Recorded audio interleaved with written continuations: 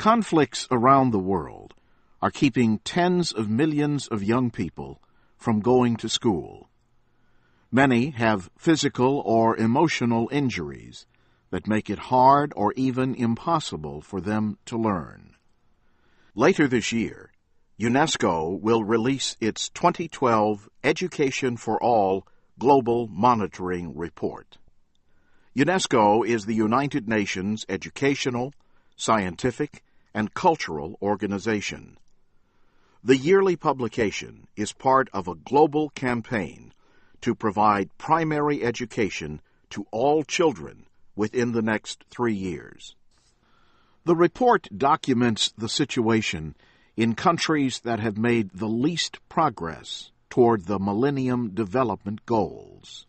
These goals require universal primary education and equality for boys and girls in schooling by 2015. Pauline Rose is the director of the report. In the 35 conflict-affected countries, we find 28 million children out of school. In some countries, it's just that schools aren't even accessible in conflict zones. The teachers aren't there. The schools are sometimes even attacked. The Geneva Conventions bar the targeting of public places like schools and hospitals.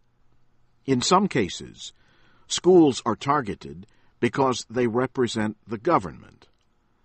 Pauline Rose says in other cases, schools are targeted for religious or political reasons. So in Afghanistan, given that the idea of girls going to school has been part of the concern of some militant groups, that has been a cause for their direct attack on girls' schools. In other parts of the world, it might be more that the schools are caught in the crossfire. Conflicts also put girls and boys at risk of sexual violence. School children are also at risk of being forced to become soldiers. Under international law, refugees are the only displaced people with a guaranteed right to education. But that guarantee often means little. Schools in refugee camps often have limited money for teachers and supplies. Last year, Pauline Rose visited the Dadaab camps in northern Kenya. Those camps shelter more than 250,000 refugees from Somalia. So you have half of children without any access to school. You have sort of classes of over 300 children. And, just the conditions getting worse and worse. What if conflict states in sub-Saharan Africa moved just 10% of their military spending to education? UNESCO says they could educate more than 1/4 of their out-of-school population. And in Pakistan, it says 20% of the military budget could provide primary education for all children.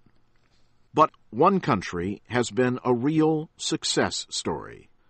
For years, Botswana has used its wealth from diamond exports to finance universal primary education and to create a skills base for its growing economy.